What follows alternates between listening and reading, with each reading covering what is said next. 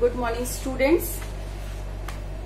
जैसा कि हम लोग ने अभ्यास पुस्तिका को पूरा कर चुके हैं आज हम लोग हिंदी पाठ्य पुस्तक से पाठ 4 हम लोग पढ़ेंगे और पाठ का नाम है कैसे बने धनवान। इस चैप्टर को पढ़ाने से पहले एक छोटा सा कोटेशन है जो मैं यहाँ लिखी हूँ, अब ध्यान से पढ़िए इसको। जो सपने देखने की हिम्मत करते हैं वह पूरी दुनिया को जीत सकते हैं। यह कोटेशन लिखी गई है धीरू भाई अंबानी के द्वारा। ये कोटेशन धीरू भाई अंबानी ने लिखा है। अब इस कोटेशन का मतलब क्या हुआ? जो सपने देखने की हिम्मत करते हैं, सपना सब हम लोग देखते हैं, चाहे वो आप हो चाहे हम हो, सब कोई सपना देखते हैं, लेकिन किसी को सपने को पूरा करने की हिम्मत होती है। कुछ ऐसे व्यक्ति होते हैं सिर्फ सपना देखते हैं, उसे पूरा करने की हिम्मत नहीं रखते, लेकिन कुछ ऐसे व्यक्ति हैं जो अपने जीवन में सपने देखते हैं और उसे पूरा करने की हिम्मत रखते हैं, और जब हिम्मत रखते हैं तो पूरी दुनिया को वो जीत जाते हैं। धीरू भाई अंबानी, ये नाम आप लोग ने सुना होगा। इस नाम से आज पूरा दुनिया परिचित है, लेकिन एक जमाना ऐसा था जब इन्हें भी अपने जीवन में संघर्ष करने पड़े, छोटे छोटे काम करने पड़े, लेकिन इन्होंने जीवन में हार नहीं मानी, इन्होंने हिम्मत नहीं हारी, और आज हिम्मत ना हारने का यह नतीजा है कि ये अपने लक्ष्य तक पहुंच गए। ऐसे बहुत से उदाहरण हमारे समाज में आपको देखने को मिलेगा। आप अक्षय कुमार का नाम जानते होंगे और आपको ये भी पता है कि आज अक्षय कुमार के पास अरबों की संपत्ति है, लेकिन अक्षय कुमार ने अपने जीवन में बहुत स्ट्रगल किए, लेकिन उस स्ट्रगल में उसने हिम्मत नहीं हारी, उनकी हिम्मत और मजबूत होती गई और आज वो जीवन में कामयाब हो गए। तो आज ये कहानी जो है कैसे बने धनवान। अब धन की सबको जरूरत होती है, चाहे वो आप हो चाहे हम हो चाहे धीरू भाई अंबानी हो, सबको धन की जरूरत पड़ती है। लेकिन इस कहानी में बताया गया है कि हमको धनवान कैसे बनना है।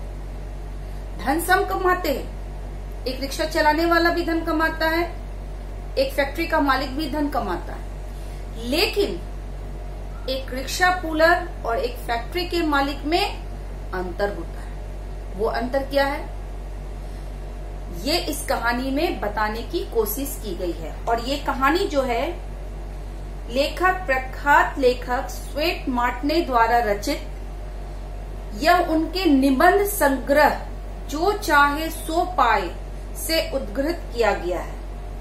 इसमें लेखक ने धन संपत्ति की भाग्यवादी धारणा को तोड़ते हुए बताया है कि मनुष्य का धनवान होना उसके भाग्य पर नहीं, अपितु उसके कठोर श्रम, दृढ़ संकल्प और सूझबूझ पर निर्भर करता है।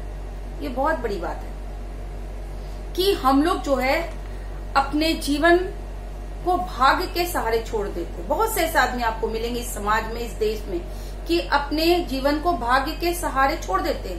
कहते हैं अरे जाने दो ना, मेरे भाग में ये नहीं लिखा हुआ है, ये धन मेरे भाग में नहीं है। नहीं, कभी भी भाग्य के भरोसे नहीं बैठना चाहिए। अगर आप भाग्य के भरोसे बैठे रहेंगे तो आप जीवन में कभी आगे नहीं बढ़ सकते। भाग्य भी जरूरी है, लेकिन भाग्य भी उसी व्यक्ति का साथ देता है जो परिश्रमी होते हैं, मेहनती होते हैं। और आप मेहनत कीजिए और आपका भाग दोनों मिल जाएंगे तो हम तरक्की करते जाएंगे। तो ये कहानी, यही एक कहानी है, बहुत अच्छी कहानी है। और आप जैसे स्टूडेंट जो आप पढ़ रहे हो, आप भी जीवन का एक ही मकसद है पढ़ने का, कि आप बड़े होकर के डॉक्टर बने, इंजीनियर बने, लेक्चरर बने, जो भी बने, बिजनेसमैन बने, और उसका एक मकसद है धन कमाना। आप अपने जीवन में धनवान बनना चाहते हैं ताकि अपने भौतिक सुखों को आप प्राप्त कर सके, क्योंकि आप सुई से लेकर के एरोप्लेन तक सब में धन की जरूरत है। आज ये जो कोरोना वायरस के समय जो लॉकडाउन हुई है, इसमें आप लोगों ने देखा कि सभी व्यवसाय बंद हो चुके और आपके पास जो धन संचित था, उसी धन से आज हम लोग 2 महीने बैठ करके अपने घरों में बैठ करके हम लोगों ने तरह तरह के व्यंजन खाए। लेकिन आप ध्यान दीजिए उन मजदूरों पर जो डेली कमाते हैं और डेली खाते हैं। ऐसी बात नहीं है कि उन मजदूरों के पास पैसा नहीं था, वो अच्छा कमाते हैं, लेकिन वो धन को संचित नहीं किए, जमा नहीं कर पाए, और उसका नतीजा ये हुआ कि उन्हें खाली पेट नंगे पांव पैदल चलना पड़ा।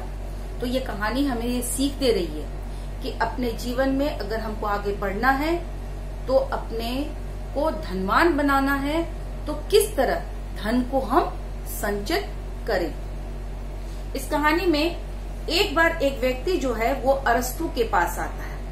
अरस्तु यूनान का प्रसिद्ध दार्शनिक था। आप सब अपनी बुक देखें। लोग उनके पास नाना प्रकार के प्रश्न लेकर आया करते थे। वह सबको उचित सलाह दिया करता था। उसकी पत्नी बड़ी झगड़ालू थी। अरस्तु पत्नी की झगड़ालू बातें सुनकर परेशान बैठा था। क्या था कि अरस्तु जो था एक प्रसिद्ध दार्शनिक था और लोग उनके पास सलाह लेकर आते हैं। आप लोग को भी कोई प्रॉब्लम होती है, अपने माँ के पास जाते हैं सलाह लेने के लिए, अपने पापा के पास जाते हैं या अपनी शिक्षक शिक्षिकाओं के पास जाते हैं अपने प्रॉब्लम को, और वो लोग क्या करते हैं, आपकी प्रॉब्लम को सुनते हैं और उसे सुलझाने की कोशिश करते हैं। उस व्यक्ति ने अरस्तु के पास आकर कहा, मैं बड़ा गरीब आदमी हूँ। अरस्तु बोला, प्रिय भाई, मैं स्वयं निर्धन हूँ, मैं धनवान कैसे बन सकता हूँ? संपत्ति मेरे पास किस प्रकार आ सकती है? बोला कि अरस्तु के पास कि भाई मैं बहुत गरीब आदमी हूँ और मैं धनवान बनना चाहता हूँ, और धनवान बनने के लिए संपत्ति मैं कैसे मेरे पास आएगी? अरस्तु कुछ मौन रहने के बाद बोला, हाँ, तुम संपत्ति पा सकते हो, धनवान बन सकते हो। हाँ, इस समय तुम्हारे पास क्या है? बोला कि ठीक है, इसमें कौन बड़ी सी बात है, तुम धनवान बन सकते हो, लेकिन बताओ अभी तुम्हारे पास कितना पैसा है?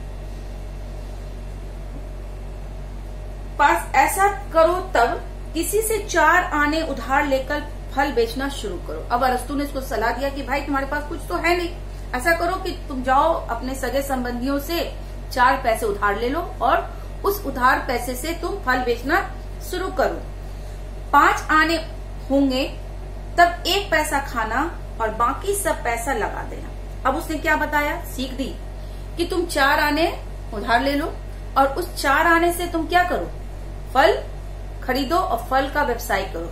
लेकिन जब तुम फल बेचोगे उससे अगर तुमको 5 आने आ गए तो 1 आना जो एक्स्ट्रा तुम्हारे पास आया उस 1 आने को ही तुम खाना और 4 आने को फिर क्या करना, अपने व्यवसाय में लगा देना। यही हम लोग नहीं करते हैं। हम लोग जितना आता है कोशिश करते हैं भौतिक सुखों के लिए सब चीज खरीद करके पैसे को खत्म कर देते हैं, लेकिन जो भी इनकम है उसमें से हम लोगों को बचत करना चाहिए, जो हमारे भविष्य के लिए बहुत ही जरूरी है। बाद में उधार के 4 आने भी चुका देना।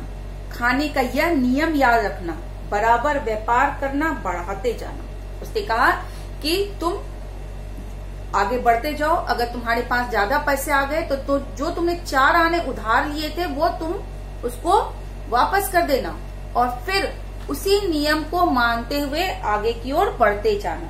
वह व्यक्ति मान गया। उसने अरस्तु के बात पर अमल किया। उसने फुटपाथ पर टोकरी रख फल बेचे। 1 आने मुनाफे में से केवल 1 पैसे में गुजारा करता। 3-4 माह बाद ठेला लगा लिया। वर्ष भर बाद दुकान कर ली। कई माह बाद फलों का बड़ा व्यापारी बन गया। जब पैसा हो गया और भी व्यवसाय शुरू कर दिए। इस प्रकार वह संपत्ति वाला हो गया, उसकी इच्छा पूरी हो गई। इसी प्रकार क्या हुआ, वो अपने 4 आने को भी उसने वापस कर दिया और अरस्तु के द्वारा कहे हुए शब्द पर वो अमल करता रहा और धीरे धीरे अपनी मेहनत और अपनी समझदारी से वो 3-4 माह में बड़ा ठेला ले लिया और कई महीनों के बाद वो मेहनत करता गया, पैसे बचाते गए और उस पैसे को वो फिर व्यापार में लगाता गया और इस तरह वो फल का बहुत बड़ा व्यापारी बन गया। इस प्रकार वो जो चाहता था, क्या चाहता था वो, उसके पास संपत्ति, धनवान बनना चाहता था और अपनी लगन और अपने परिश्रम के बल पर वो क्या बन गया, धनवान बन गया। इसी प्रकार एक युवक बहुत भूखा था, वह एक सेठ के पास गया और उससे काम मांगा। अभी एक दूसरी कहानी है कि एक युवक भूखा था और सेठ के पास जाके कहता है कि सेठ जी मैं बहुत भूखा हूँ, मुझे कुछ खाने को दे दो। सेठ के घर में एक चूहा पड़ा था, बोला उसे उठाकर ले जा, अपना रोजगार शुरू कर और सेठ बन जा। अब सेठ जी क्या बोले कि जाओ, घर पे एक चूहा पड़ा हुआ है, जाओ उस चूहा को उठाओ और चूहे को ले जाकर के उससे अपना व्यवसाय करो और तुम सेठ बन जाओ। अगर ऐसा हम लोग को कोई बोले कि जाओ चूहा ले जाओ, तो हम लोग उस व्यक्ति को हम लोग क्या बोलेंगे, ये पागल हो गया है क्या, चूहा भी बेचकर कोई धनवान बन सकता है। लेकिन सेठ जी ने ऐसा कहा। वह युवक मरा चूहा लेकर चल पड़ा। वो युवक बहुत जिद्दी था, उसने क्या किया, उस मरे हुए चूहे को लिया और वो चल पड़ा। बात व्यंग में कही गई थी पर उसको चुभ गई। सेठ ने क्या किया था, व्यंग से कहा था उस व्यक्ति को कि जब मरा हुआ चूहा ले जा और उसे सेठ बन जा, लेकिन वो व्यंग में कही हुई बात उस लड़के के दिल को चुभ गई। वह चूहा लेकर बाजार गया। बाजार में एक सपेरा खेल दिखला रहा था, उसके पास एक बड़ा काला नाग था। युवक रुक गया। मदारी ने खेल दिखाने के बाद उस युवक के हाथ में चूहा देखा और बोला, मेरा सांप भूखा है, चूहा दे दे। अब क्या हुआ, ये चूहे को लेकर के बाजार में गया और बाजार में जाकर देखता है कि एक सपेरा जो है वो सांप का खेल दिखा रहा है और युवक वहीं रुक गया उस सांप के खेल को देखने के लिए। तो उस मदारी ने उस युवक से कहा कि भाई तुम्हारे पास वो चूहा है, ऐसा करो कि वो चूहा मुझे दे दो, मेरा सांप भूखा है, मैं इसे बेचने निकला हूँ। वो लड़का क्या बोलता है कि नहीं, इस चूहे को तो मैं बेचने निकला हूँ। मदारी हंसकर बोला, क्या लेगा इसका मोल? बोला तू क्या देगा? बोला कि ठीक है, क्या लेगा इस मरे हुए चूहे का मोल? तो बोला तुम क्या दे सकते हो? 1 पैसा। मदारी ने पूछा, ला दे। युवक ने चूहा बेच दिया। देखिए कितनी बड़ी बात है, अगर इच्छा शक्ति मजबूत है तो आप कुछ भी कर सकते हो। उसने मरे हुए चूहे को 1 रुपये में मदारी के हाथों क्या किया, बेच दिया। 1 पैसा लेकर वह चने की दुकान पर गया। चने खरीदकर एक मंदिर के पास आया। वहां लोग पंछियों को दाना देते थे और सरोवर की मछलियों को दाना देते थे और सरोवर की मछलियों को चने खिलाते थे। चने उसने 2 पैसे में बेच दिया। क्या किया उसने, 1 पैसा जो मिला उस पैसे से उसने खाया नहीं, उसने नया रोजगार किया। उसने चना खरीद लिया और मंदिर के पास जाकर बैठ गया। लोग वहां पर चने को मछलियों को खिलाने के काम करते थे और उसने क्या किया, उस चने को उसने बेचा और उससे कितने पैसे मिले, 2 पैसे मिले। फिर वो चना लाता, बेचता। इस प्रकार अधपेट रहकर उसने पैसा जोड़ लिया। क्या करता, 2 पैसे से फिर वो चना लाता, 2 से उसने 3 कमाया, 3 से 4 कमाया, 4 से वो 5 कमाया। लेकिन अपने खाने में उतना उसने खर्च नहीं किया और धीरे धीरे वह लड़का बहुत बड़ा व्यापारी बन गया। तब एक दिन वह सोने का चूहा बनाकर उस सेठ के पास आया जिसने उसे मरा चूहा दिया था। सोच लीजिए, वो चना बेचकर, चूहा बेचकर किस तरह वो बड़ा व्यापारी बन गया। और एक दिन इतना बड़ा व्यापारी बन गया कि उसने सोने का एक चूहा बनाया और उसी सेठ को उसने क्या दिया, उपहार स्वरूप दिया, जिसके बदौलत आज यह व्यक्ति बहुत बड़ा व्यापारी बन गया था। धन्यवाद।